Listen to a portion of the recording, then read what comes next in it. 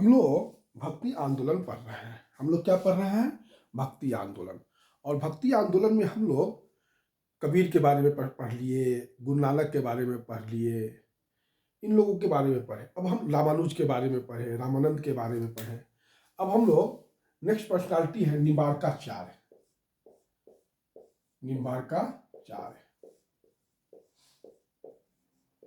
निम्बार्काचार्य ये जो है 12वीं शताब्दी में इनका जन्म हुआ था मद्रास में।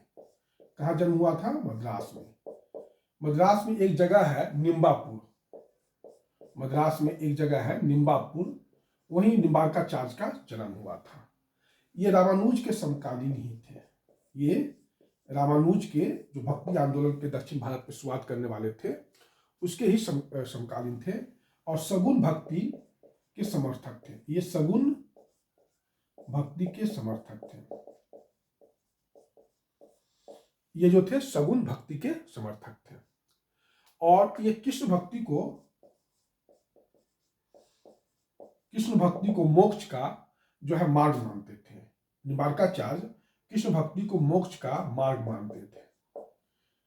निम्बार्काचार्य कृष्ण भक्ति को मोक्ष का मार्ग मानते थे। इनका जन्म, निम्बार्काचार्य का जन्म मद्रास में एक जगह है निम्बापुर, वहीं पर हुआ था। रामानुज के ये समकालीन है। ये अवतारवाद में विश्वास करते थे। अवतारवाद में विश्वास करते थे और भगवान कृष्ण को शंकर का अवतार कहते थे। भगवान कृष्ण को ये शंकर का अवतार कहते थे। इन्होंने सनक संप्रदाय को स्थापना किया था। सनक संप्रदाय का स्थापना किया था और इन्होंने जो सुदर्शन चक्र का इनको अवतार माना जाता है। निम्बार्काचार्य को सुदर्शन चक्र का अवतार माना जाता है। निम्बार्काचार्य को सुदर्शन चक्र का अवतार माना जाता है और इन्होंने एक दर्शन दिया था। उस दर्शन का नाम था द्वैताद्वैतवादी। निम्बार्काचार्य का दर्शन का नाम है द्वैताद्वैतवादी। निम्बार्काचार्य ने जो दर्शन दिया वह द्वैताद्वैतवादी दर्शन दिया। इसको थोड़ा सा आप लोग ध्यान में रखेंगे, है ना।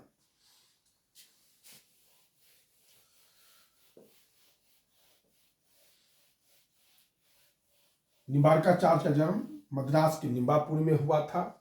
12वीं शताब्दी के ये भक्त संत थे। ये रामानुज के समकालीन थे।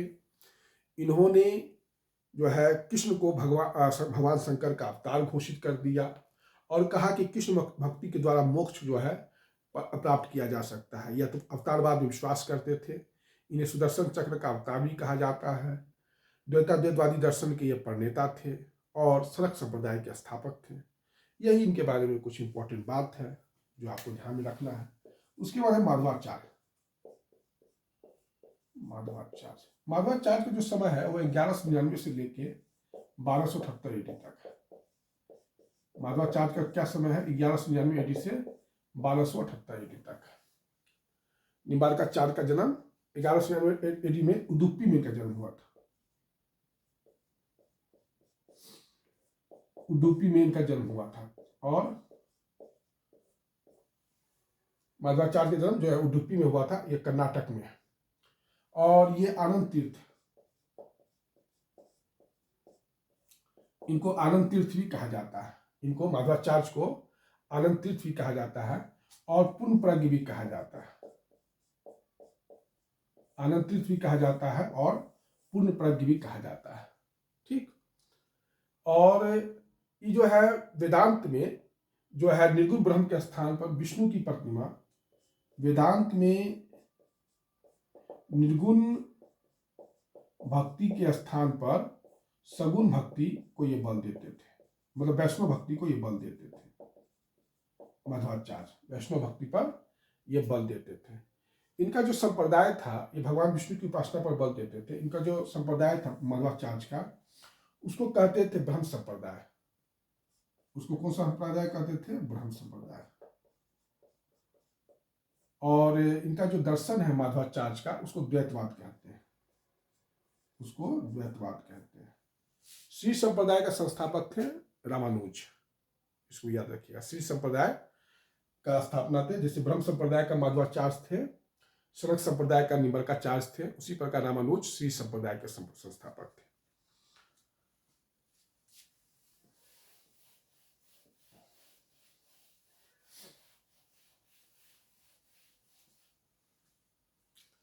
माधवाचार्य के बाद है तुलसीदास।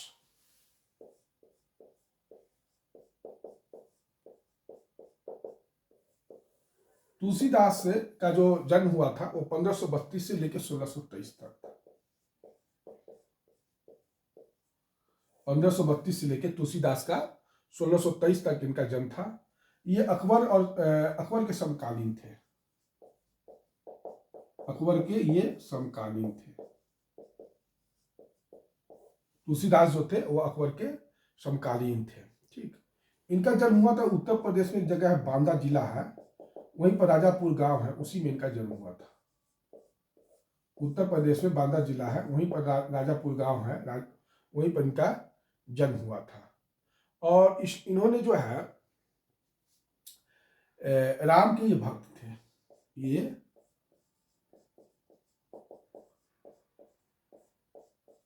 इनको राम बोला कहा जाता है। इनको जो है राम बोला कहा जाता है, क्योंकि जन्म लिए थे तो इनके मुंह से राम निकला था। इनके पिता का नाम था आत्माराम दुबे। आत्माराम दुबे, या दूसरा था उनकी माँ की नाम था हुलसीबाई। इनके पिता का नाम क्या था? आत्माराम दुबे और हुलसीबाई।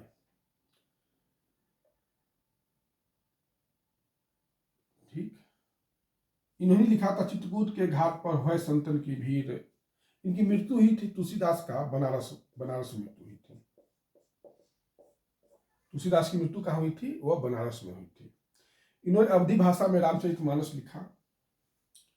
तुलसीदास ने अवधी भाषा में रामचरितमानस लिखा। रामचरितमानस इन्होंने अकबर के समय लिखा था, मुगल शासक अकबर के समय 1574-75 में। इन्होंने जो है आज से लगभग मतलब 50-450 साल पहले इन्होंने जो है रामचरितमानस अवधी भाषा में लिखा था। अवधी भाषा में इनकी और भी रचनाएं हैं, जैसे गीतावली है, गीतावली है, दोहावली है, गीतावली, दोहावली, कवितावली,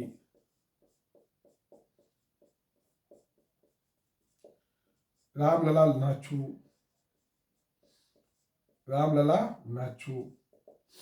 ये सब जो है इनका लिखा हुआ है। गीतावली, दोहावली, कवितावली, रामलला नाछू, ये सब है। पार्वती मंगल,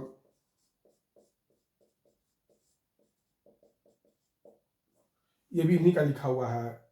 जानकी मंगल, पार्वती मंगल, जानकी मंगल,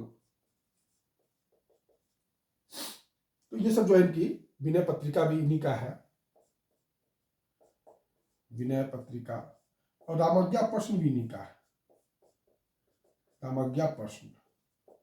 तुलसीदास की रचनाएं है, रामचरितमानस है, गीतावली है, दोहावली है, कवितावली है, पार्वती मंगल है, रामलला नहचू है, विनय पत्रिका है, जानकी मंगल है, रामज्ञा प्रश्न है। ये सब इन्होंने लिखा था। इतनी रचनाएं इनकी है। ये सब थोड़ा सा ध्यान में रखिएगा, परीक्षा में पूछ लेता है, ये नहीं है कि परीक्षा में नहीं पूछता है। रामचरितमानस जो है तुलसीदास जो है बनारस में ही लिखे थे। आप जाइएगा बनारस घूमने तो आपको जो है जहाँ वो लिखे थे वो जगह आपको आज भी जो है। अगर आप कभी स्टेशन से जो लंका हनुमान जी का जो मंदिर है उधर बढ़िएगा तो आपको रास्ते में देखने को मिलता है ये मंदिर, है ना। उसके बाद है बल्लभाचार्य। बल्लभाचार्य का जन्म जो हो गया था, उनके माता पिता ये लोग तेलंगाना के ब्राह्मण थे। तेलंगाना के ब्राह्मण थे ये बल्लभाचार्य। तो इनके पिता का नाम था, जो तेलंगाना के ब्राह्मण थे, और लक्ष्मण भट्ट इनके पिता का नाम था, लक्ष्मण भट्ट। तो ये लोग जो है दक्षिण मतलब काशी घूमने के लिए आए थे, और काशी में ही जो है बल्लभाचार्य का जन्म हो गया था। जब वह घूमने के लिए आए थे तेलंगाना से काशी, तो बल्लभाचार्य का जन्म जो है काशी में ही हो गया था। बल्लभाचार्य जो थे कृष्ण मार्गी थे। बल्लभाचार्य क्या थे? कृष्ण मार्गी थे। और ये भी थे। और दूसरा चीज बल्लभाचार्य के बारे में क्या है कि इन्हें शुद्धाद्वैतवाद इनका दर्शन का नाम है, इनके दर्शन का नाम शुद्धाद्वैतवाद है। और इन्होंने पुष्टि मार्ग की स्थापना किया था, और उसी मार्ग में बाद में जो है आपको सूरदास आते हैं, उसी परंपरा के थे, पुष्टि मार्ग परंपरा के ही थे। तो ये सब जो है बल्लभाचार्य के बारे में इंपॉर्टेंट है। सूरदास अब शुरू हो गया, तो सूरदास के बारे में भी हम आपको कुछ इंपॉर्टेंट बात बता देते हैं। 1478 से लेके 1523 तक इनका समय था। 1478 से लेके 1523 तक इनका समय था। और इनका जन्म हुआ था नुनकता गांव में। नुनकता गांव में, नुनकता जो है, आप आगरा से जब मथुरा की ओर बढ़िएगा तो उत्तर प्रदेश में नुनकता गांव है, वहीं इनका जन्म हुआ था। और इन्होंने जो है एक तरह से कह सकते हैं कि भगवान को, ये अकबर और जहांगीर दोनों के समकालीन थे। अकबर 1478 से 1585 तक, तो ये अकबर और जहांगीर दोनों के ये समकालीन थे।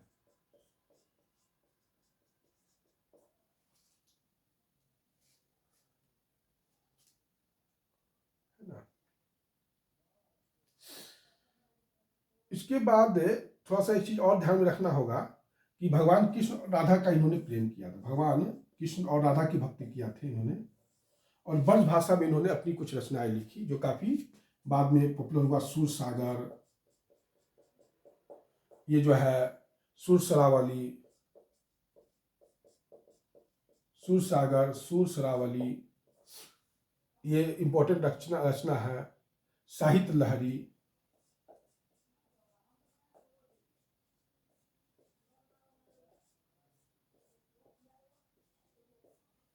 सूर सागर, सूर सरावली, साहित्य लहरी, ये सब जो है इन्होंने रचना किया था। और पुष्टि मार्ग का इनको जहाज भी कहा जाता है। सूरदास को पुष्टि मार्ग का स्थापना कौन किए थे? बल्लभाचार्य, लेकिन पुष्टि मार्ग का जहाज कौन थे? तो वह सूरदास ही थे। तो ये सब थोड़ा सा ध्यान में रखिएगा। सूर सरावली ब्रज भाषा में लिखे थे, सूर सागर, साहित्य लहरी, ये सब इनका लिखा हुआ है सूरदास का, जो ब्रज भाषा में लिखा हुआ है।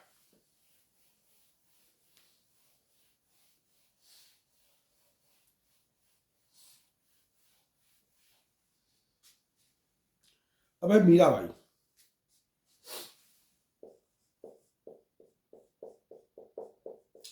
मीराबाई का जो जन्म हुआ था 1498 से लेकर 1546 तक, ये 50 साल में इनकी कुल 48 साल की थी, तो ये इनका डेथ हो गया था। ये मेरता, राजस्थान में मेरता राजा थे, उन्हीं की पुत्री थी, या एकमात्र पुत्री थी। मेरता राजा का नाम था रतन सिंह राठौर। रतन सिंह राठौर की यह पुत्री थी मीराबाई, और इसका शादी हुआ था राणा सांगा का पुत्र,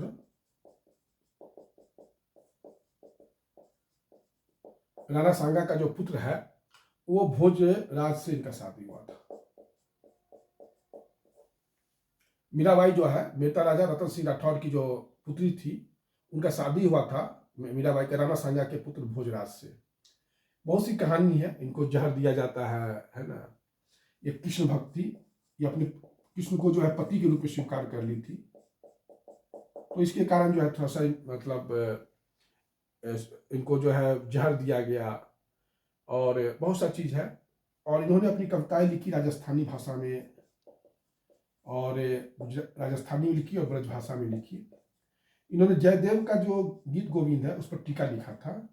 मीराबाई ने जयदेव के गीत गोविंद को पर टीका लिखा था, और मीराबाई ने कृष्ण को अपना प्रेमी या पति के रूप में इसका पूजा की थी। इनकी मृत्यु गुजरात में ही हुई थी, द्वारिका में मृत्यु हुई थी। मीराबाई की मृत्यु द्वारिका में हुई थी, गुजरात में। उसके बाद है चैतन्य। चैतन्य का जो जन्म हुआ था वो 1486 में हुआ था, और 1533 में इनकी मृत्यु हो गई थी। बंगाल में जन्म हुआ था, नदिया में, नदिया जिला है ना बंगाल में, वहीं इनका जन्म हुआ था। और ये जो है बल्लभाचार्य, मतलब इनको ऐसे चैतन्य जो है विश्वंभर नाम से जाने जाते थे।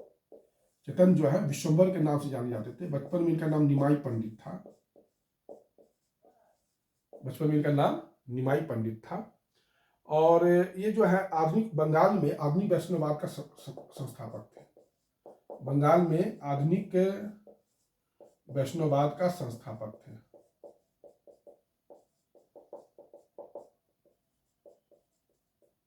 बंगाल में आधुनिक वैष्णववाद का ये संस्थापक थे चैतन्य।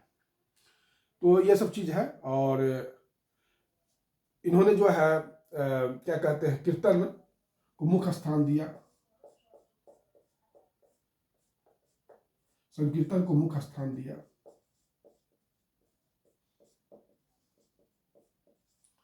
संकीर्तन को इन्होंने मुख्य स्थान दिया। और इन्होंने जो है मूर्ति पूजा का विरोध, मतलब मूर्ति पूजा का इन्होंने एकमात्र वैष्णव संत है ये, जो कृष्ण संत है, जो कह सकते हैं कृष्ण के पुजारी थे, जिन्होंने मूर्ति पूजा का विरोध नहीं किया। इन्होंने मूर्ति पूजा का विरोध नहीं किया, एकमात्र मतलब कृष्ण के पुजारी थे जिन्होंने मूर्ति पूजा का विरोध नहीं किया, मूर्ति के रूप में कृष्ण का पूजा किया इन्होंने। और दूसरा चीज ये कि इंपॉर्टेंट बात चैतन्य के बारे में, इन्होंने अचिंत्य भेदाभेद नामक दर्शन चलाया था। अचिंत्य भेदाभेद नामक दर्शन शुरू किया था। अचिंत्य भेदाभेदवाद नामक दर्शन शुरू किया था, चाहे उसको संप्रदाय कह सकते हैं। अचिंत्य भेदाभेदवाद नामक संप्रदाय की स्थापना चैतन्य ने किया था। संकीर्तन प्रथा का अथवा इन्होंने अधिकांश जीवन वृंदावन में ही बिताया था। इन्होंने अधिकांश जीवन वृंदावन में बिताया था। उसके बाद है लल्लेश्वरी। लल्लेश्वरी, लल्लेश्वरी को जो है हम लोग लालदेव के नाम से भी जानते हैं, या लाल दयाद के नाम से भी जानते हैं। लाल दयाद, लल्लेश्वरी को ही लालदेव या लाल दयाद 3 नाम से जानते हैं हम लोग। ये कश्मीर की रहने वाली थी और शैव भक्त, मतलब भगवान शिव की पूजा करती थी लल्लेश्वरी। और इन्होंने कश्मीरी भाषा में एक बाखा नाम का जो है कविता लिखा था, जो कृष्ण भक्ति शैव भक्ति को समर्पित है। जो शैव भक्ति को बाखा नामक इनकी कश्मीरी भाषा में लिखी हुई लल्लेश्वरी की कविताओं का संग्रह है या भजन का संग्रह है, जो भगवान शिव को समर्पित है।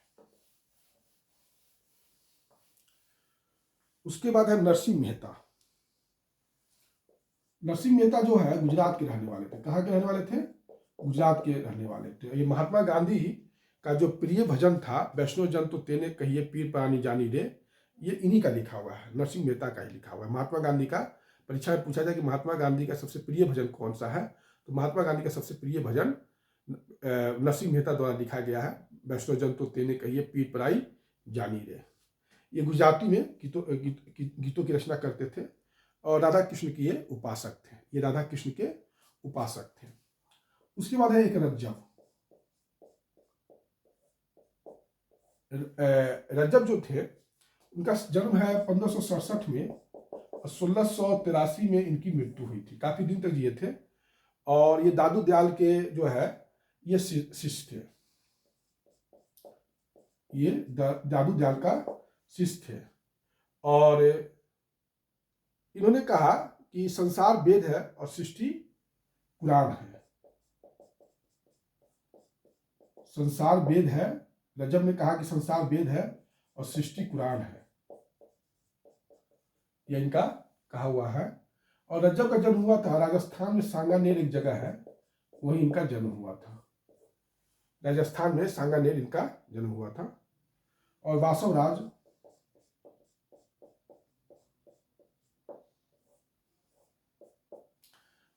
जो थे वो कर्नाटक के थे।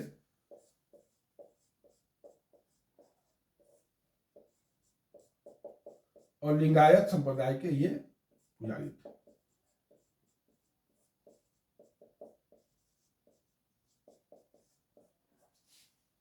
वासवराज जो थे कर्नाटक के थे और लिंगायत संप्रदाय के ये पुजारी थे। एक थे बंगाली संत चंडीदास, ये भी काफी इंपॉर्टेंट थे। बंगाली संत थे चंडीदास और कृष्ण भक्ति पर जोर दिए थे, राधा कृष्ण की भक्ति पर जोर दिए थे। चंडीदास एक बंगाली संत थे जो राधा कृष्ण की भक्ति पर जोर दिए थे। एक दादू दयाल के एक इंपॉर्टेंट शिष्य थे सुंदरदास, और सुंदरदास ने एक सुंदर विलास नामक ग्रंथ लिखा था। सुंदरदास ने, दादू दयाल के एक शिष्य थे सुंदरदास, जिन्होंने सुंदरदास नामक एक ग्रंथ लिखा था। एक त्यागराज थे। त्यागराज जो थे वह 1767 से 1847 तक ये लिखे थे, और ये कर्नाटक संगीत के